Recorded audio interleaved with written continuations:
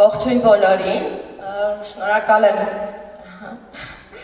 Անինքը սպասի, որովհետև հենց հիմա Անին ես հանձնելու եմ սերտիֆիկատ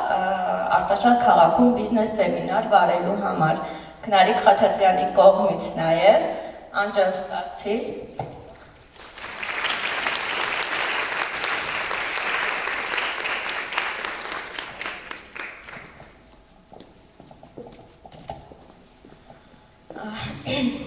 Շնորհակալ եմ Անին, ինձ գեղեցիկ ներկայացնելու համար,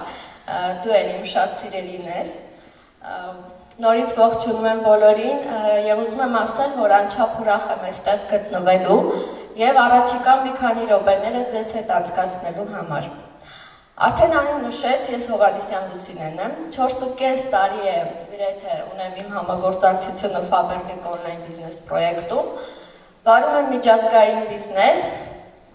Եվ փորձում եմ այս տարիների ընթացքում և շարունակում եմ փորձել շատ կանանց ու աղջիկներին լինել օգտակար, պատմել նրանց մի հնարավորության մասին, որը փոխեց իմ կյանքը, փոխեց մի տնային տնտեսուհու ստատուս, դրա համար ես երբեմն ավելի շատ կանգ եմ առնում հենց տնային տնտեսուհիների հետ, իրենց հետ ավելի շատ եմ ցանկանում շփվել ու պատմել այս մասին, որովհետև նրանց պատկերացումները մի քիչ այլ են։ Քանի որ մենք անում ենք ցանցային բիզնես, հետևաբար ցանցային բիզնեսը զարգացնելու և հաջողելու համար պետք է զարգացնել որոշակի հմտություններ կամ հատկանիշներ, որոնք պետք են ցանկացած սիծիվիկին։ Եկեք խոսենք այսօր հենց մի քանի այդ հմտությունների մասին, որոնք արդեն ունի պրոֆեսիոնալ սիծիվիկը ցանցային բիզնեսը զարգացնելու և հաջողելու համար։ Գիտեք, երբ որ ես սկսեցի բիզնեսը, այսինքն այն պահից, երբ որ ես գիտակցեցի, որ ես անում եմ իմ բիզնեսը և ոչ թե ուրիշի բիզնեսը, Ես հասկացա, որ հենց այդ պահից սկսվեց իմ նոր ուսուցումը, ինքնակրթվելու ճանապարհը, զարգանալու ճանապարհը։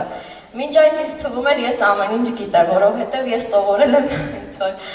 ունեմ կրթություն, մասնագիտություն, բայց երբ սկսեցի այս նոր ոլորտը ուսումնասիրել, հասկացա, որ շատ լուրջ մասնագիտություն եմ սկսում։ Եվ այս մասնագիտությունը զարգացնելու համար, կայանալու համար պետք են մի քանի հմտություններ։ 5-6 հմտություն եմ առանձնացրել, բայց կխոսեմ մի քանիսի մասին ավելի մանրամասն։ Ես կարծում եմ, որ բոլորիդ ինձ հետ կհամաձայնեն նույնպես այստեղ գտնվող արդեն հաջողակ կանայք, որ ամենակարևոր հմտությունը դա հաղորդակցման հմտությունն է,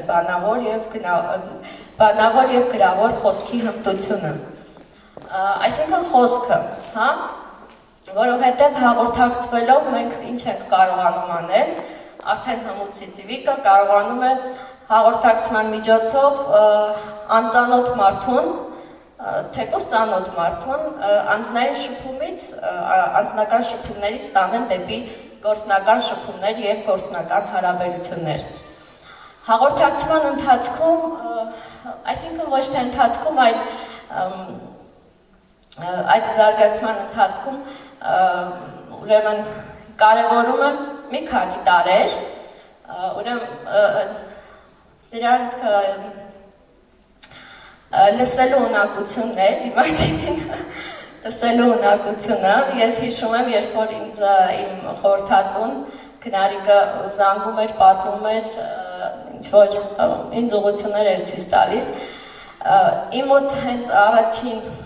մի քանի ամիսը մենակ այդ լսելու կարելի ասել ունակությունն էր ինձ մոտ, ես անընդհատ փորձում էի լսել, բայց հետո հենց այդ բնականաբար միայն դրանով չես սահմանափակվի, որովհետև ես միայն լսելով և սովորելով հասկանում էի, որ բիզնեսս չեմ զարգացնի, իսկական բիզնեսը զարգացնելու համար, սիծիվիկը ինքը բացի լսելու հատկություն նաև պետք է կիրառի այդ ամենը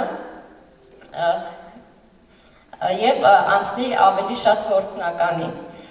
Հաղորդակցման ընթացքում, երբ որ մենք շփվում ենք մարդկանց մոտ, շատ կարևոր է նաև համբերատար լինելու, Ես կարևորում եմ նաև մարդու կեցվածքը, մարդու հայացքը, ինչպես է նա օրինակ իր դիմացինի հետ, հա, անգամ շարժու ձևը։ Գիտեք, հիմնականում մեր աշխատանքը, երբ որ մենք շատ ժամանակ անում ենք ավելի շուտ տանից, հա, հեռախոսազրույցի միջոցով, ոչ այդքան դեմարտել, ես նույնիսկ այստեղ կարևորում եմ անգամ, երբ որ մենք զրուցում ենք, մարդու, այսպես ոնց ասեմ, հեռախոսով խոսելու ընթացքում շատերը մտածում են, դե խոսում ենք հեռախոսով, մեզ ոչ տեսնում են, ոչ լսում են, բայց շատ կարևոր է նաև այդ ընթացքում էլի քո տեսքը, քո կեցվածքը, քո ձայնը, ինչ տրամադրվածությամբ ես դու խոսում այդ մարդու հետ, հա, անգամ քո բերանում ուտելիք կա, ջուր ես խմում, դրանք շատ կարևոր փոքր մանրուքներ են, որոնք էլի պետք է հաշվի առնել։ Հաղորդակցման խոսքի զարգացման ընթացքում պետք է նաև զարգացնել ինքնավստահությունը։ Այսինքն ունենալ ինքնավստահություն, գնալ դեպի պրոֆեսիոնալիզմը ինչ առումով։ Օրինակ ուզում եմ վերել բիզնեսի պրեզենտացիայի առումով, հա։ Եթե Սիցիլիկը ունի ինքնավստահություն, եթե ինքը արդեն որոշակի հմտություններ ունի, իր բիզնեսի պրեզենտացիան պետք է ներկայացնի այնպես, որ դիմացինի պատկերացումները, օրինակ Ֆաբերնիկի հանդեպ փոխվեն, որովհետև ի սկզբանե դիմացինը, երբ որ այսպես արդեն տրամադրված ինքը գիտի դու ինչ ես իրեն ներկայացնելու իր կարծիքով, իսկ ինքը ինչ գիտի, ինքը գիտի, որ դե Ֆաբերնիկի փայլուն կատալոգ, մի քանի շամպույն կամ ինչ-որ օծանելիք ու դու պետք է վաճառք անես։ Ասեմ այդ ընթացքում, եթե դու ունես պրոֆեսիոնալիզմ, դու նախ չպետք է, հա, հակաճառես քո դիմացինին, ես այդպես եմ կարծում, չգիտեմ, դուք առնչվել եք կամ արդեն կիրառում եք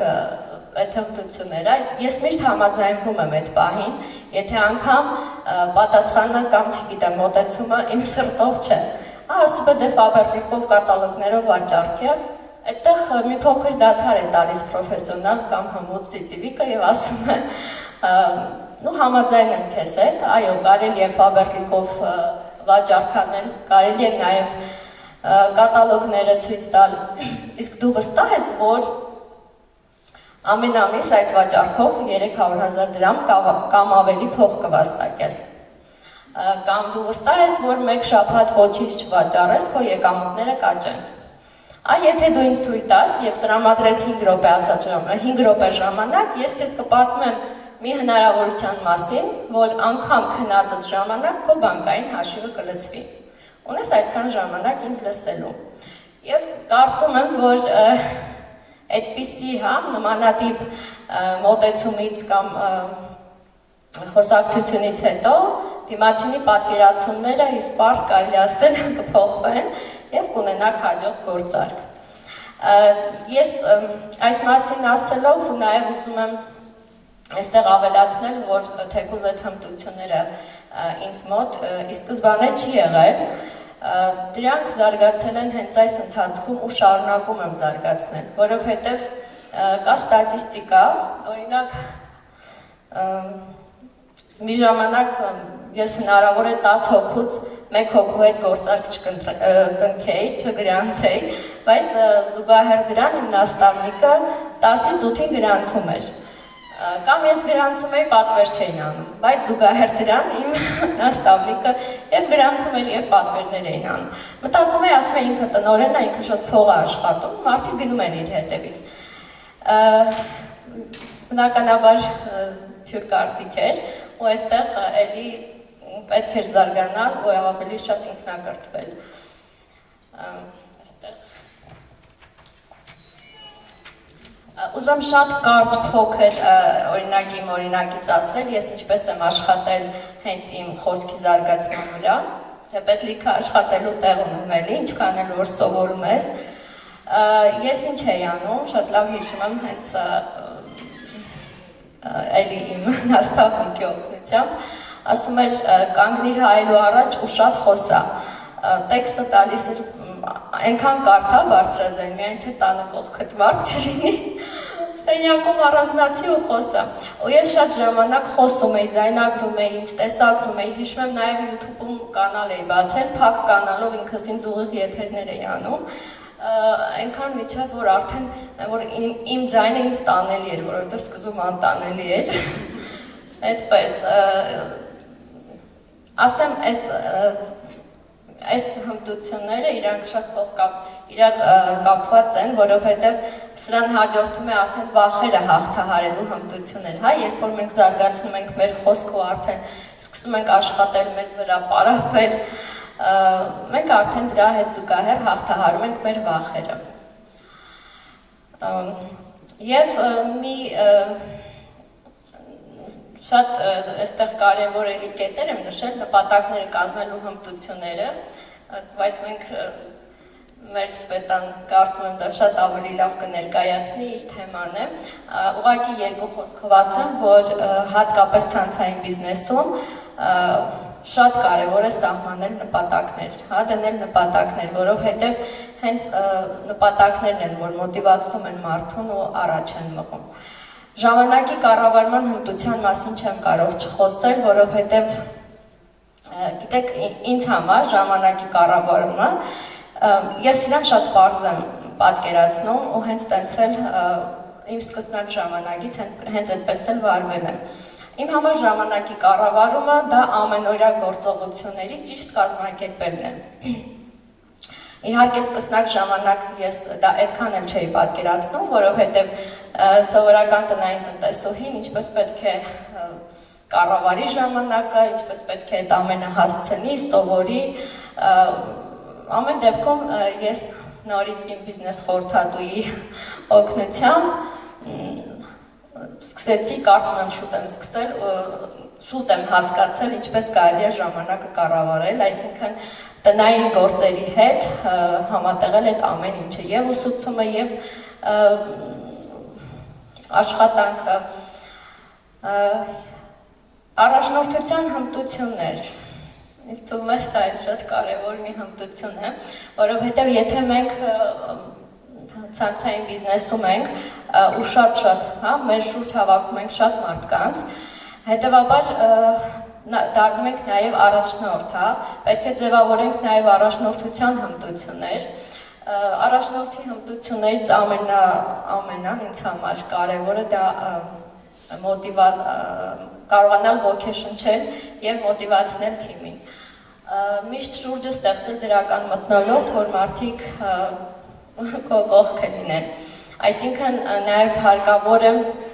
լինել լավատես բիզնեսում։ Գիտեք, կան մարդիկ, կան աղջիկներ, չգիտեմ ձեր թիմերում էլ հնարավոր է լինեն, որ ոչ բոլորն են չէ լավատես, այսինքն մարդիկ վատատես են, բայց իրանք չգիտես ինչի դեռ բիզնեսում շարունակում են մնալ։ Ինձ թվում է դա շատ կարճ ժամանակ կտևի, եթե չաշխատեն իրենց վրա ու վատատեսից չդառնան լավատես։ Եթե կարելի է այստեղ մի փոքր առակ պատմեմ լավատեսի ու վատատեսի մասին, ուրեմն մի մարդ ունենում է երկու տղա, երկորյակներ է ունենում, մի տղան անընդհատ դժգոհում է, անընդհատ լաց է լինում, ինչ-որ բանից, միշտ դժգոհ է մի խոսքով, վատատես երեխա, մյուս տղան ինքը շատ լավատես էր, ամեն փոքրիկ բանից ուրախանում էր, շուտով, այսինքն մոտեցավ երեխաների ծննդյան օրը, հայրը որոշում է, որ ինչ-որ ձևով գոհանա իր դժգոհ երեխային, մի քիչ ուրախացնի և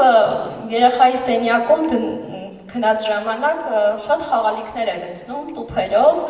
այսպես որ հեսա առավոտյան կարթնանա տղան ու ինքը կուրախանա։ Իսկ մյուս երեխայի սենյակում կներեք արտահայտությանս համար մի բահ ձիու գոմաղբ է դնում հենց սենյակի կենտրոնում, հաջորդ օրը երեխան հայրը մոտենում է դժգոհ երեխայի սենյակի մոտ, դուռը բացում է, որպեսզի շնորհավորի իր երեխային եւ ուրախանա էլի, որ երեխան ուրախացել է, տեսնում է նորից նստած, լացում է, գոռգոռում է, ինչ ա եղել բալիկս, այսքան խաղալիքները հիմա ես որքան եմ թափեմ, ով է հավաքելու այս տուփերը ամբողջ սենյակում, մի խոսքով բավոր կորի ու դժգոհելու բանը գտավ ինքը էլի այսպես շատ դժգոհ սենյակի կենտրոնում լաց է լինում, մտնում է մյուս սենյակ, շնորհավորում է տղային, այս տղան ուրախ վազում է այս կողմ այն կողմ, ասում է դու ուրախ ես քո նվերի համար, ասում է հա հայրիկ, ասում է իմ սենյակով ձի անցել, հրեղենձի անցել, ես իրան եմ ման գալիս, այսինքն չգիտեմ ինչքանով էր մոտ սա, բայց ես շատ եմ սա առակը սիրում, որովհետև իրոք նման է, ինչի համար, որովհետև այստեղ երբ որ ինչ-որ փոփոխություն ա լինում, թեկուզ մեր պրոյեկտում, հա, աշխատանքի մեթոդներ կլինեն կամ, չգիտեմ, ֆիրմայի հետ կապված ինչ-որ փոփոխություններ, սկսած են մանրուքից, նավիչոկի նվերը, բայ, ես ինչ է նավիչոկի նվերը, պետք է գտնել լավը, նույնիսկ վատ փոփոխություն եթե լինում է, իմ կարծիքով ցանցային բիզնեսի մարդը արագ պետք է հարմարվի այդ փոփոխություններին, գտնի այդ վատ երևույթի մեջ լավը ու զարգացնի դա, հա, այդ մի գիծը աշխատի, զարգացնի, դարձնի լավը։ Չգիտեմ ինչքանով կարողացա ներկայացնել իմ թեման, ասելիքը, այս թեմայով շատ կարելի է խոսել, բայց ես կարծում եմ, որ անընդհատ այստեղ պետք է զարգանալ, անընդհատ պետք է ոնց են ասում, եթե ուզում ես քեզ ասեն այո միշտ պետք է հենց այդ լավատեսությունը ունենաս, միշտ պետք է քեզ շրջապատես այն մարդկանցով, իհարկե դրական մթնոլորտ ստեղծելով դա կարող ես շրջապատել, որպեսզի հաջողես քո բիզնեսում, առաջ շարժվես ու էլ ավելի զարգանաս։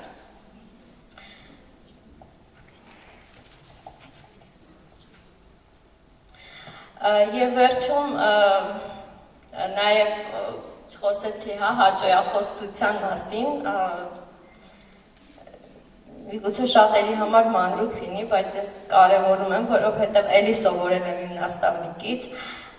ամեն առիթով, ամեն փոքրիկ հաջողությամբ, միշտ պետք է գովել են մարդուն, ով ընտրել է քեզ ու քո շուրջն է, ովքեր համախմբված են, քո շուրջը,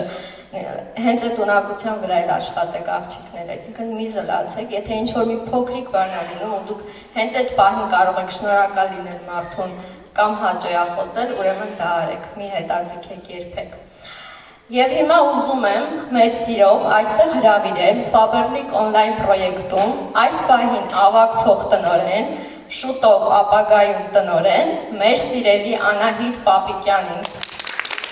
Անահիտ ջան, համեցիր։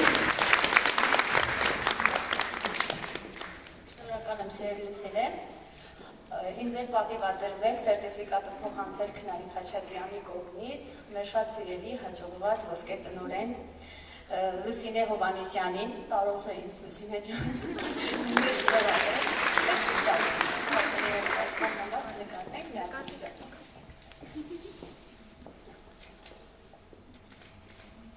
Սերտիֆիկատը պահի։